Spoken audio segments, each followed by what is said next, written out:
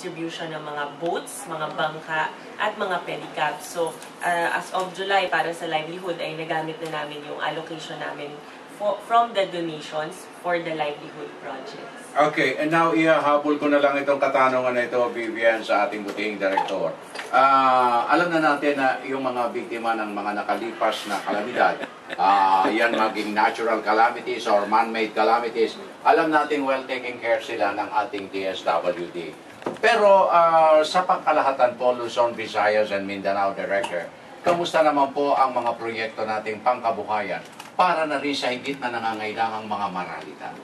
Ang programa po namin sa tulong pang negosyo ay ang aming pinaprioritize ay yung mga Pantawid Pamilyang Pilipino families, yung mga CCT po. Kasi sa aming palagay, ang natatanggap nila sa CCT ay hindi sapat. At ang ninanais namin ay hindi sila habang buhay na umaasa sa CCT.